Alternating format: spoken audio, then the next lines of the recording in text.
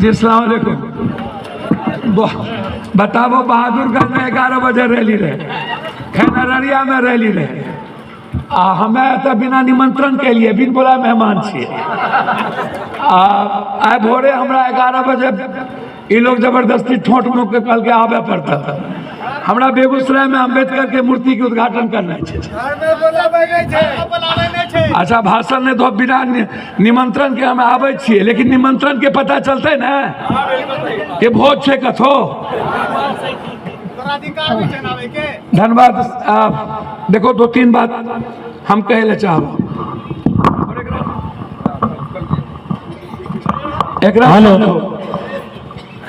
एकरा समझो। देखो वक्त या कोई भी चीज माहौल बने छे, मंच पर तोड़ के जते लोग छो एक आवाज अपन अधिकार या अपन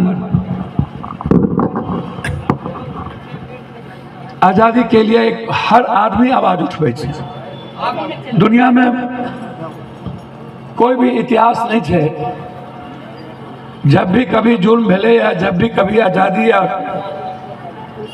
संस्कृति पर जिए के आजादी पर हमला भेले तब एक बड़ा क्रांति भेले। और वो क्रांति एनआरसी में जे शाहीन बाग के दीदी जे पूरा दुनिया के अपना तरफ मुखातिब कर लगे, न लाठी रहे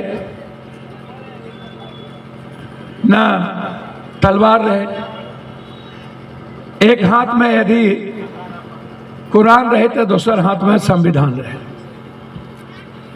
पूरा दुनिया एवं मुसलमान हिंदू के कोई सवाल नहीं है। मंच पे जितने नेता हैं, मुखिया जी, पूर्व मुखिया जी और सभी लोग तो सामाजिक सरोकार में लगे रहते हैं।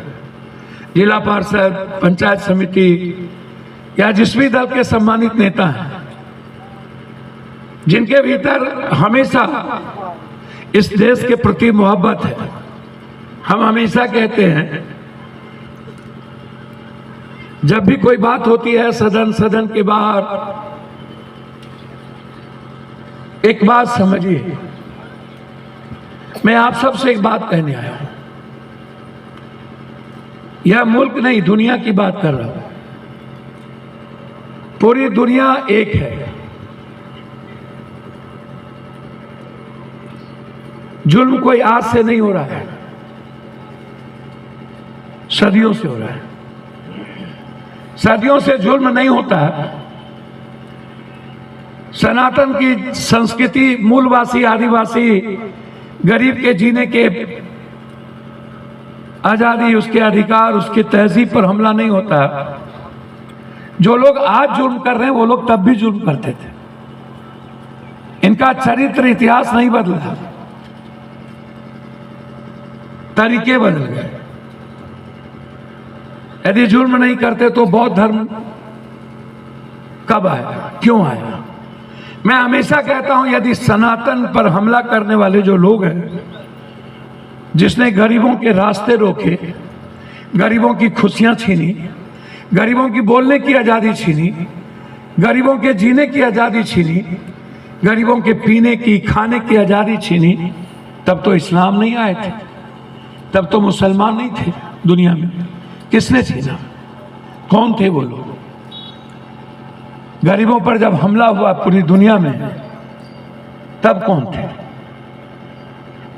और क्यों कई धर्म, कई विचार आए, जैसे क्राइस्ट, बौद्ध, इस्लाम की सदी और साल तो बहुत बाद में है। यह सवाल तब भी था। बौद्ध का सबसे ज्यादा विरोध किसने किया? सनातन का सबसे ज्यादा, सनातन को मानने वाले लोगों का विरोध किसने किया? मूलवासी, आदिवासी, गरीबों पर जुल्म, मंदिर जाने पर, पानी पीने पर, खाने पर, चलने पर, रहने पर, घोड़ा पर चलने पर, जीने पर, मुस्कुराने पर, खुशियों पर किसने हमला किया? तो आप बिल्कुल एक बात समझिए, कुछ मुट्ठी भर लोगों ने बहुत पहले कहा था इस मुल्क को गुलाम बनाओ, और यदि गुलाम नहीं बनाए, आदमी के हाथ में, गरीबों के हाथ में पढ़ने की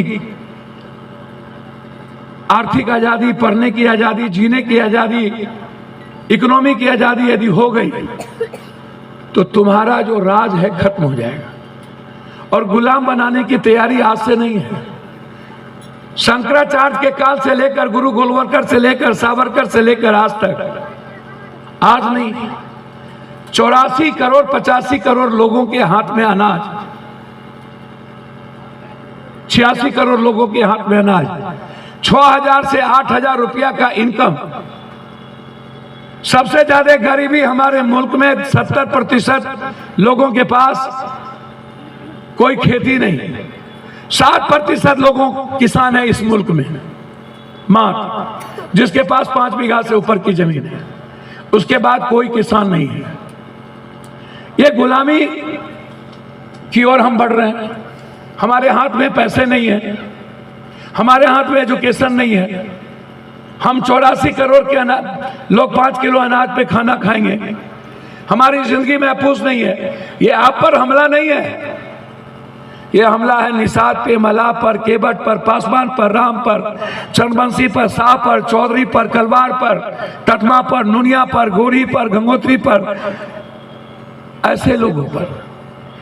ये उनके जीने की आजादी पर ताकि गुलाम रखो, और ये गुलाम रहेगा तो तुम्हारी बात करेगा और मुल्क बटा रहेगा, और हमको राजनीति करने में हिंदू मुसलमान के नाम पर हम एक रास्ता बनाए रखेंगे। इसको आप समझिए, आपका ये कुछ नहीं बिगाड़ सकता। भैया मुगल कितने दिन रहे इस दुनिया में? क्या कभी किसी हिंदू पर खतरा हुआ? अंग्रेज कितने दिन रहे दुनिया में? क्या कभी सनातन पर खतरा हुआ?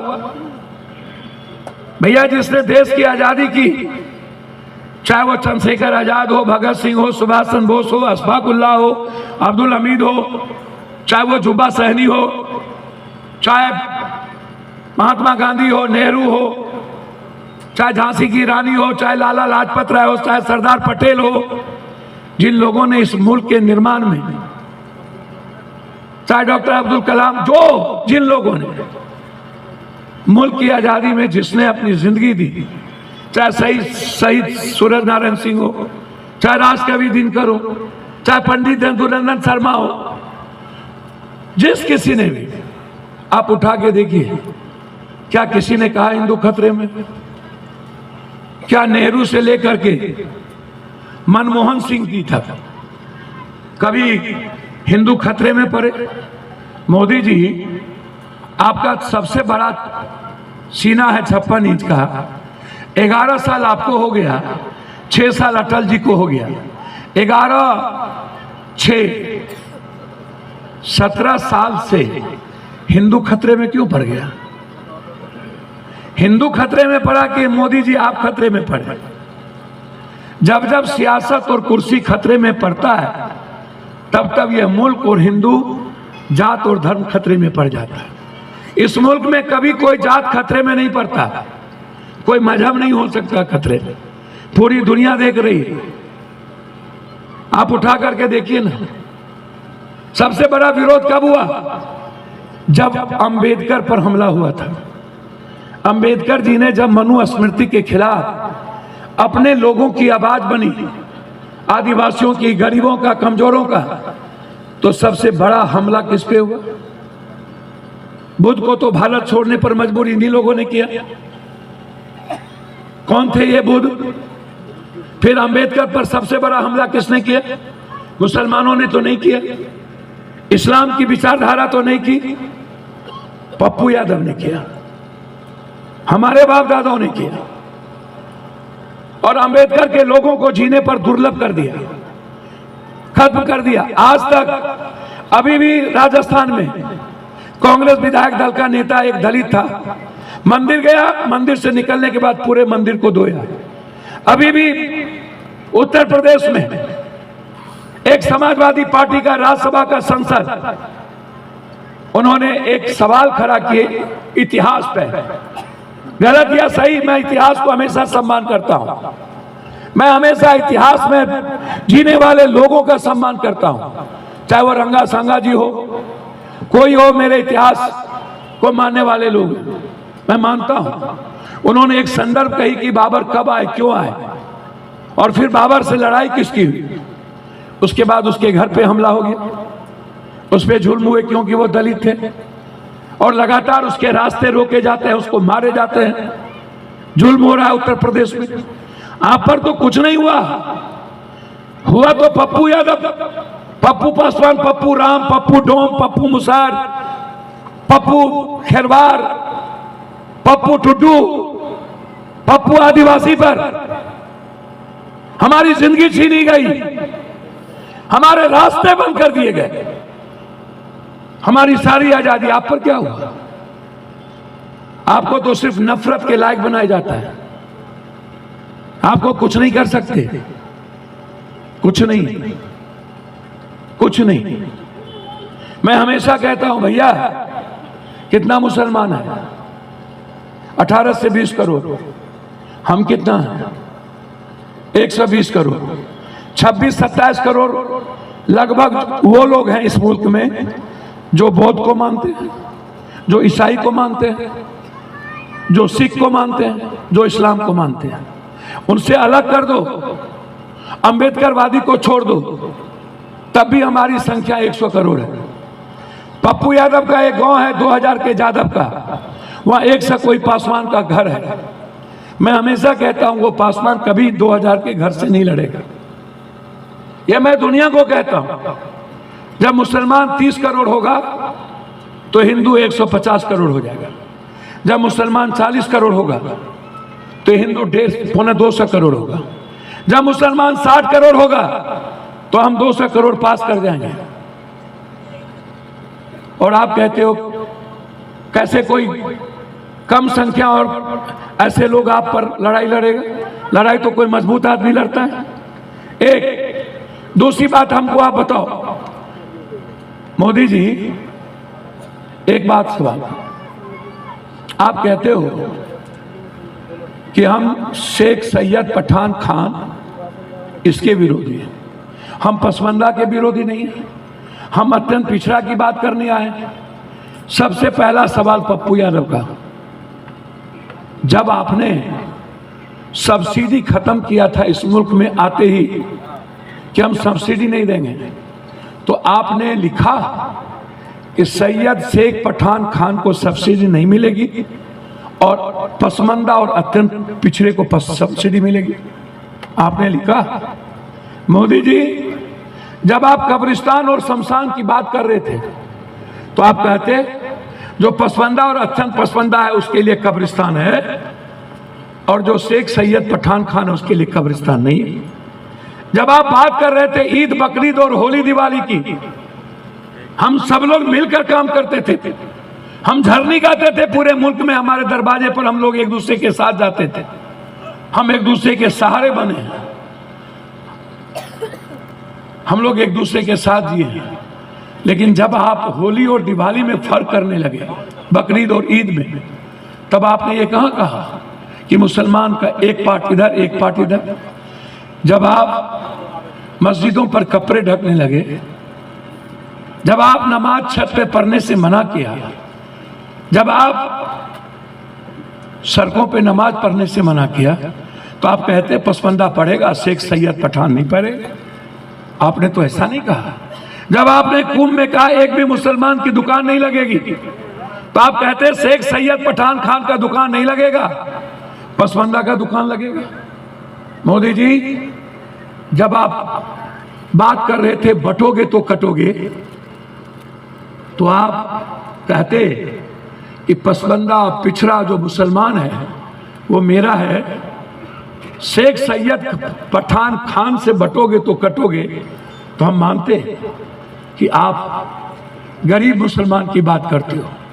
हम मानते जब आप जिन्ना और पाकिस्तान की बात कर रहे थे, हम मानते मोदी जी जब आप इस मुल्क में आए, जब हमेशा कभी एनआरसी, कभी तलाक, कभी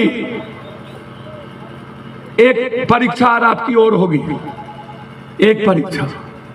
मैं आग्रह करता हूं आपसे, आप पेशेंस रखना, आप घबराना नहीं। पूरी यातना इस्लाम पर, मोहम्मद साहब पर चली थी। यजीद ने जुल्म किया था, हजरत ने कुर्बानी दी थी, वो अपनी कुर्बानी दी थी, किसी की कुर्बानी लिया नहीं था। कुर्बानी के इतिहास पे सभी तरह के मजहब, सभी तरह के विचार की नींव लिखी जाए। ये जब अरब जाते हैं तो मुसलमान, वहां के अरब के लोगों का गोर पकड़ते हैं। ये जब गल्फ जाते हैं तो भीख मांगते हैं। ये जब बांग्लादेश जाते हैं तो शेख हसीना से मोहब्बत करते हैं, और मेरे यहाँ मेरी बेटी से नफरत करते हैं, हमारे मुल्कों में नफरत करते हैं। इसकी हैसियत है। जब कोरोना हुआ तो सबसे पहले इन्होंने एक साजिश रची कि जमात के द्वारा कोरोना आया। मैं तब भी कहा था अस्थिर रहो, ये कुछ नहीं कराएगा। एक गप छोड़ दीजिए, सुनील मंडल जाइए, क्या फालतू धंधा करते हैं, बैठिए ऊपर आगे। जब मैंने तब भी कहा था, आप याद करिए, जब लोगों ने कहा था साद की गिरफ्तारी होगी, मैं अपने नेताओं से कहना चाहूंगा, मेरा ट्वीट देख लो, आपको कुछ नहीं पता, पढ़ते लिखते नहीं हो, बस हो करना है। मैंने पहली बार कहा था कि इस दुनिया में मोदी जी आपकी हिम्मत नहीं है, अजीत डोभाल से पूछ लो। जमात का मतलब होता है पूरी दुनिया में सच्चाई का रास्ते के तहत चल के पूरी दुनिया के इंसानियत को पैगाम। मेरा ट्वीट है, आप पढ़ लो।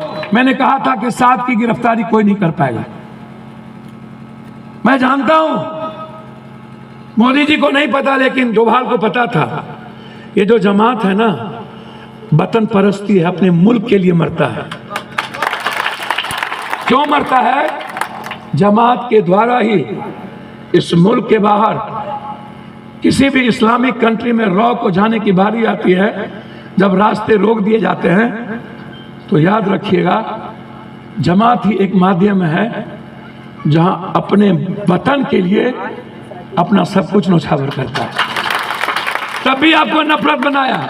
हर मुसलमानों के एक चाय के दुकान, पान के दुकान, अंडा के दुकान, परचून की दुकान, थू थू आपसे नफरत करवाएगा, आपको तोड़ेगा, आपको बांटेगा, आपको मजबूर करेगा लाठी उठाने की, आपको संविधान और मुल्क का दुश्मन बनाएगा। एक बार दौड़ी नहीं की, न्यायालय ने कह दिया राम मंदिर, बैठ जाइए, वहीं बनेगा। पूरे देश के मुसलमानों ने कहा जो संविधान ने कह दिया, मैं संविधान के साथ खड़ा हूं, किसी ने विरोध तक नहीं किया। ये संविधान विरोधी है। दलित और गरीब और मुसलमान संविधान विरोधी नहीं है। हमेशा संविधान और न्यायालय का सम्मान किया है। आप उठा के देखिए, हमेशा आपसे नफरत कराने की कोशिश की, हमेशा आपने संविधान के साथ खड़े होकर जीता। आप वक्त की लड़ाई मत लड़िए, आप आवाज दीजिए दीदी के तरह। आप अपने हाथ में संविधान और दलितों से मोहब्बत करिए, अत्यंत पिछड़ों से मोहब्बत करिए, हाथ में संविधान रखिए। वक्त की लड़ाई पप्पू यादव को लड़ने दीजिए। कैठो मुसलमान है एमपी। हम लोगों ने कितना वोट डाला आपको पता है? 232 हिंदू एमपी ने वक्त के पक्ष में वोट डाला। नरेंद्र मोदी जी एक नहीं, आपके बिल के खिलाफ 232 हिंदू एमपी खड़ा था। जिस मुल्क में 232 हिंदू एमपी खड़ा होकर इस मुल्क के संविधान और इंसानियत को बचाने और मरने को तैयार हो, वहां आपके हाथ में सिर्फ संविधान होना चाहिए और दलितों से मोहब्बत करनी चाहिए। आप आवाज दीजिए, आपको कुछ करने की जरूरत नहीं। लड़ाई लड़ने वाले हैं इस मुल्क में। यदि इस मुल्क में कोई आवाज गरीबों का आज है, उसका नाम सिवाय राहुल गांधी के कोई नहीं हो सकता। मरने को तैयार, जज्बा झुकाने, हर आवाज हम लोग, मैं इसीलिए आपके पास है। आप समझिए सर, कुछ नहीं हो सकता। पहलगाम क्यों हुआ? हर घटना में अवसर ढूंढना, हर घटना में राजनीति करना, हिंदू मुसलमान करना। आप चुप रहिए। यह मुल्क पूछेगा मोदी जी से एक दिन कि मोदी जी मुझे यह सवाल दो, जब पुलवामा में घटना घटी तो हिंदुस्तान का कौन वतन पर फरोसी और कौन दुश्मन थे जो मेरे मुल्क में RDX हमारे दुश्मन को दिया। और यह सवाल पप्पू यादव का नहीं है, यह सवाल हिंदुस्तान के सबका है। 6 साल के अंदर मोदी जी आप नहीं बता पाए कि RDX कहां से आया, किसका था। 3 क्विंटल RDX पाकिस्तान से नहीं आया, हिंदुस्तान में देने वाले कौन लोग थे। और आपने पुलवामा के 40 शहीद के नाम पर राजनीति करके वोट ले ली, लेकिन शहीदों को मारने वाले दुश्मन को सजा नहीं दिला पाए।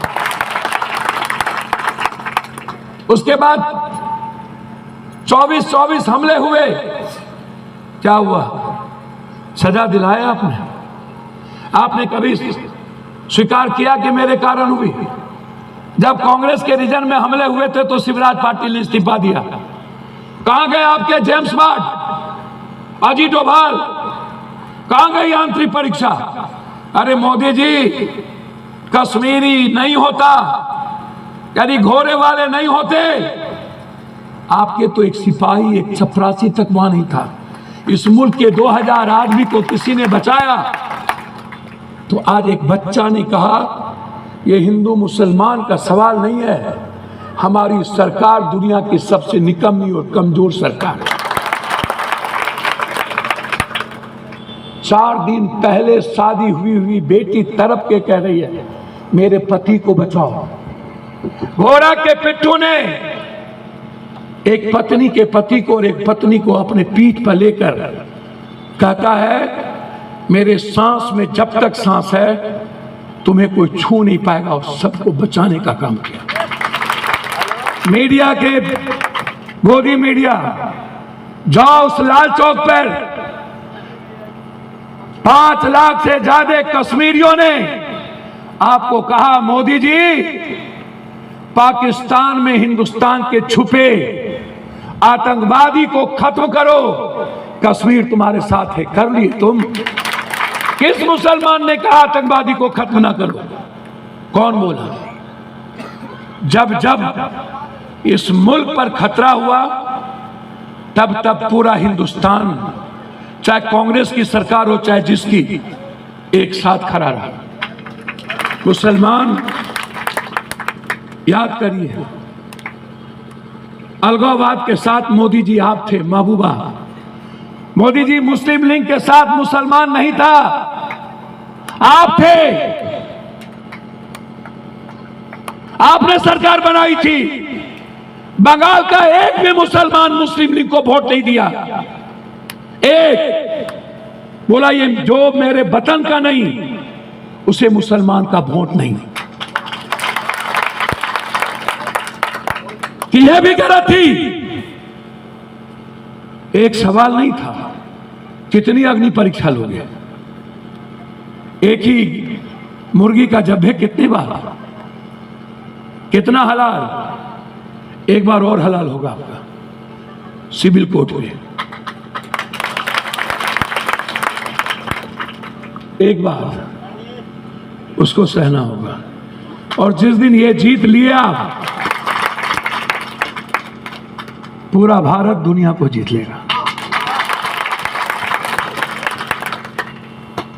ये आप पर हमला नहीं है, इस देश के लोकतंत्र पे हमला है, इस देश के संविधान पे हमला है। आप बेफिक्र रहिए। आपको डराएगा, आपको मजबूर करेगा मुल्क का दुश्मन बनाने पर। आप कुर्बानी दे देना, लेकिन संविधान से अलग कभी मत जाना। मैं हाथ जोड़ने आया। मैं रहूं ना रहूं, ये दुनिया रहेगी। कितना परीक्षा लेगा कोई? सदियों से आज तक हम लोगों ने परीक्षा दी, हम लोगों पे जुल्म हुए। इसीलिए आप चिंता मत करिए, न्यायालय जिंदा है, पप्पू यादव जैसे लोग जिंदा हैं।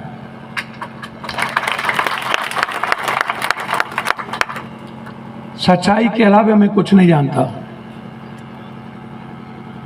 जो इंसानियत और संविधान और मेरे मुल्क के लिए होगा, चाहे गरीब हो या किसी जात के लोग, किसी धर्म और मजहब के लोग, किसी की खुशियों में कोई दखल देगा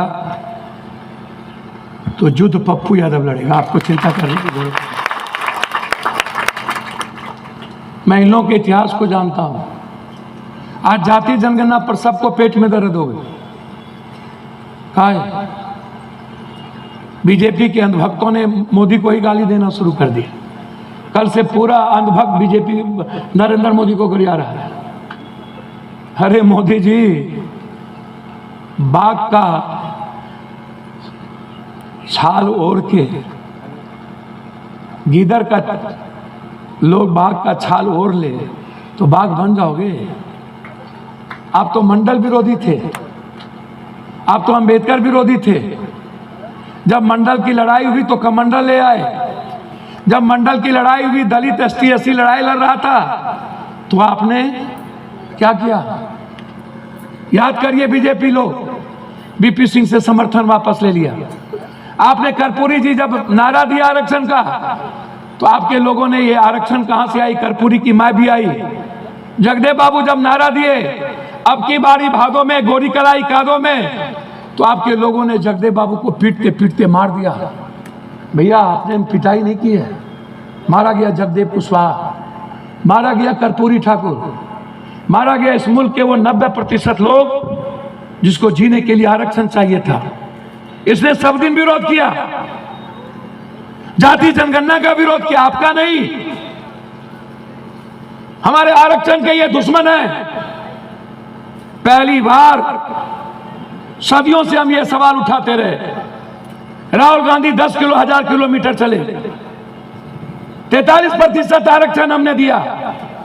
मोदी जी, यदि सही में जाति जनगणना कराना चाहते हो, मैं चैलेंज करता हूं आपको, जिसकी जितनी जनसंख्या उतनी भागीदारी और उतना आरक्षण दे दो, दे दो। मोदी जी, मैं दो बात कहना चाहता हूं। मुल्क कहता है हिंदुस्तान को बचाओ, दुनिया कहती है आतंकवाद के खिलाफ लड़ो, पूरा मुल्क साथ है। आप कहते हो नहीं, मैं हिंदू मुसलमान करूं, मुझे सियासत करना है, मुझे सत्ता चाहिए। आपको कुछ नहीं। पहलगाम में 47 मोदी जी कहां से आया? कौन लाए? क्या हुआ? इतने दिनों के बाद आतंकवादी को आपने निकाला क्यों नहीं? कौन रोक रहा आपको? कौन है मुल्क के वो दुश्मन जिसने 47 दी? मोदी जी, सिपाही क्यों नहीं थी? आर्मी क्यों नहीं था? सेना क्यों नहीं थी? कश्मीर के सीआरपी क्यों नहीं थी? कश्मीर की पुलिस क्यों नहीं थी? 1 महीने के बाद केदारनाथ का दौरा था, फिर भी फोर्स नहीं थी। क्यों मोदी जी? कौन है इसके पीछे? पहलगाम में भी आपने पुलवामा करने की कोशिश कुछ गोदी मीडिया और कुछ अंधभक्तों ने किया। अब तो आप ही को गाली दे रहा है मोदी। इसीलिए मैं अंत में कह के जाता हूं, आप मत सोचिए, कुछ नहीं होना है, कुछ नहीं होगा। यह मुल्क एक है, यह मुल्क जीना चाहता है, यह मुल्क नफरत के खिलाफ है, यह मुल्क बंटना नहीं चाहता। हम संविधान के झंडे के तहत एक रहना चाहते हैं। जब तक न्यायालय है, गाली दे दो निशिकांत दुबे, मजे ले लो, पहलगाम में 300 फोर्स के साथ डांस कर लो, सरहद पर आपका बच्चा मरने नहीं जाएगा। मोदी जी, सारे नेताओं के बेटा बेटी को बोलो सरहद जाने। जितना हिंदू परस्त लोग हैं इस मुल्क में, बाबा लोग, हमने कहा धीरेंद्र लोगों को RDX लगा दो, जन्नत जाने का बहुत शौक है, और RDX लगा के पाकिस्तान में आतंकवादी के कैंप में भेज दो, उड़ा दे, ताकि हमारा हिंदू बच जाए और इन लोग को जन्नत भी मिल जाए और ये लोग शहीद भी हो जाए। हम सब का मूर्ति लगा देंगे और जल चढ़ाएंगे इन बाबाओं के और नेताओं के बच्चों के। तब तो नहीं करोगे, तब नेता का बेटा नहीं निकलेगा, तब ये हिंदू करने वाले लोग नहीं निकलेंगे, तब मरेंगे निर्दोष हिंदू। नोटबंदी में कहा मुसलमान सूद ब्याज नहीं खाता है, पैसा जमा नहीं करता है बैंक में। मोदी जी नोटबंदी कर दो, मियाँ का सब पैसा खत्म। अरे मोदी जी 140 हिंदू मरा है, कुटु मियाँ नहीं मरा। हमको तो आश्चर्य हुआ भैया, पैसों खत्म नहीं हुआ, क्या खत्म हो करोगे? बाप रे बाप, हमेशा एक ही गप, सुबह से सब जितना मुसलमान करते हो मोदी जी, उतना भगवान का नाम ले लोगे तो कल्याण हो जाएगा भारत का। और मोदी जी ये मुसलमान नहीं होगा तो आपकी दुकान कौन चलाएगा? जिंदा रहने दो ना, मुस्कुराने दो, आपकी दुकान और सियासत चलते रहे। उतना ही नफरत करो जितना मोहब्बत का गुंजाइश रह सके। नफरत इतना मत करो रास्ता ही बंद हो जाए। इसीलिए आप घबराइए नहीं, और हम अपने नेताओं से कहेंगे पढ़िए लिखिए सब लोग, चिंता मत कीजिए। पूरी दुनिया बिल्कुल भारत मुल्क के खिलाफ होती जा रही है। नेपाल हमारे खिलाफ, श्रीलंका मेरे खिलाफ, बांग्लादेश मेरे खिलाफ, ताइवान मेरे खिलाफ, रूस मेरे खिलाफ। मोदी जी हम इजराइल नहीं हैं, मोदी जी हम अमेरिका नहीं हैं, चाइना नहीं है, हम भारत हैं। हमारे पास इंदिरा गांधी भी नहीं है। इंदिरा गांधी होती तो अभी तक पाकिस्तान के तीसरे टुकड़े भी कर दिए होते। वो एक निहायत मर्द थी जिन्होंने बिना गोली चलाए बांग्लादेश और पाकिस्तान का बंटवारा कर दिया। नफरत नहीं किया। लड़ाई नफरत से नहीं होती है, लड़ाई गोली से नहीं होती है, लड़ाई वार से नहीं होती है, लड़ाई हमारी नीयत से होती है, हमारी नीत से होती है, हमारे जज्बात से होती है। हम पूरी दुनिया को समेट के जब चलेंगे तो पूरा मुल्क मेरे साथ खड़ा होगा, पूरी दुनिया खड़ा होगी, और भारत पर आंख दिखाने वाले आतंकवादियों के खिलाफ पूरी दुनिया का सहयोग मोदी जी लेते हैं। आज आपके साथ कोई नहीं है। इसीलिए आप अपने वतन से मोहब्बत करिए, अपने संविधान से मोहब्बत करिए, संविधान को हाथ में लेकर के आप रहिए। बगल में यदि कोई दलित और गरीब है, निषाद मल्ला है, तो उससे मोहब्बत करिए। आपकी लड़ाई लड़ने वाला दिल्ली और उस सदन में बैठा हुआ हर वो संविधान के पक्ष में रहने वाला वो इंसान है जो अपने मुल्क को खुशी में देखना चाहता है और आर्थिक आज़ादी चाहता है। इसलिए आप बेफिक्र रहिए।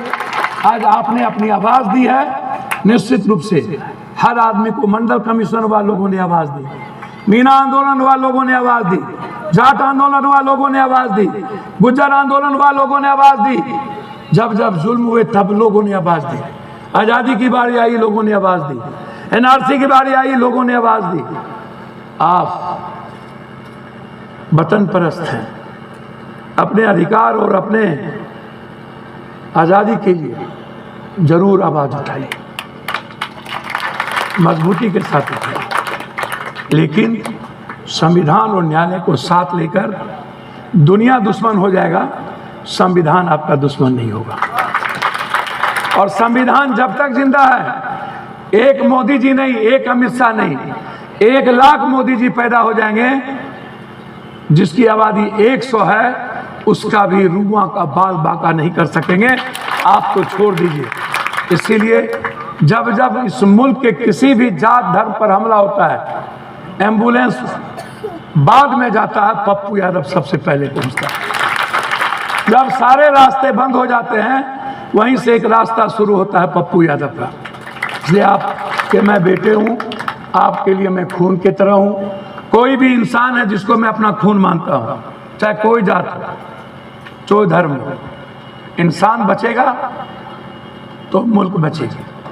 इसलिए इंसान से मोहब्बत, इंसान से नफरत नहीं, और इंसान के लिए जीना, यही आग्रह पुनः मैं अपने सारे नेताओं को, सारे जनप्रतिनिधि को दिल की गहराइयों से मैं धन्यवाद देता हूँ कि आपने एक बड़ा मजमा, एक बड़ा आवाज और अपने लोगों के लिए अधिकार की जो बात आपने की, इसके लिए आप पूर्णिया की आवाम की ओर से आपको सभी को धन्यवाद, आपका आभार, आपका अभिनंदन।